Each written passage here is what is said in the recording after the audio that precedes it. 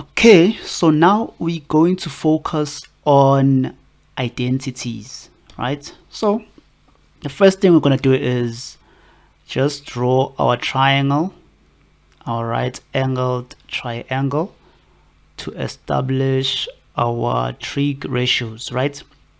So this is right angled triangle and this is theta.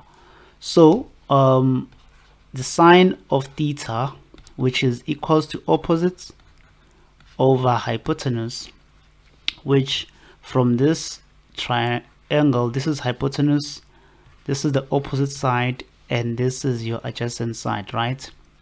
So the opposite side for us here is equals to, let me write it down. So this is equals to your y, this is x, and this is r. So it's going to be y over r for sine. And then for cos of theta is adjacent side over hypotenuse side, which is your x over r, right?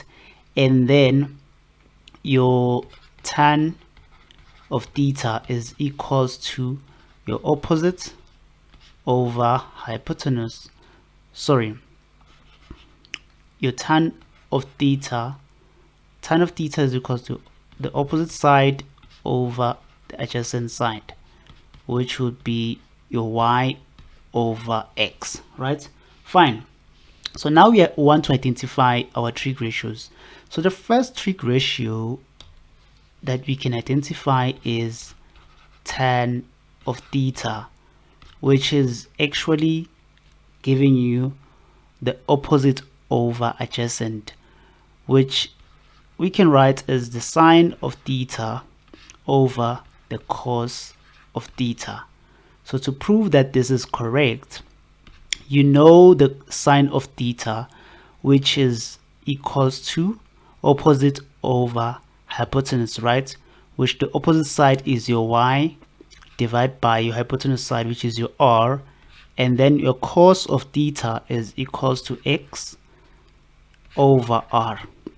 So dividing these two, you going to divide out the r, and then your solution is going to be y over x.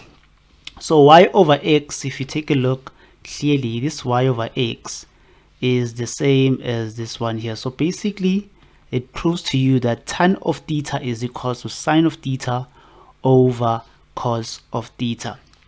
Then we also have another trig ratio, which is, then we also have another identity, which is the sine of squared theta plus the cos of squared theta is equals to 1, right? So let's prove this and see if it is indeed correct, you know. So the first thing we're going to do is, because we're having sine squared theta is plus cos squared theta, want to prove that it's equals to 1. So what is sine of theta according to this diagram here? It actually equals to our y over r, so all to the power 2, right?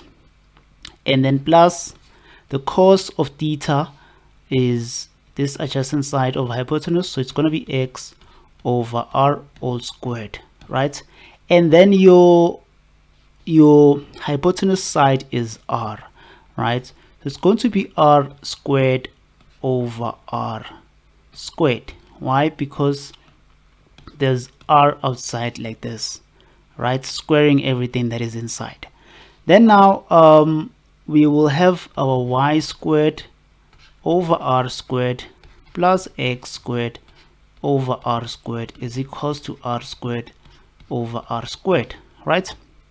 So meaning that this r squared and this r squared will go out, giving us 1, right? So basically it just comes from this equation here, right? this same equation stems from x squared plus y squared is equals to r squared. So this is the Pythagoras equation. All right, so this is how we prove that actually sine squared theta plus cos squared theta is equals to 1. So that's the second identity. So this is the first identity. Tan of theta is equal to sine of theta over cos of theta. This is the second identity, which is sine squared theta plus cos squared theta is equals to 1.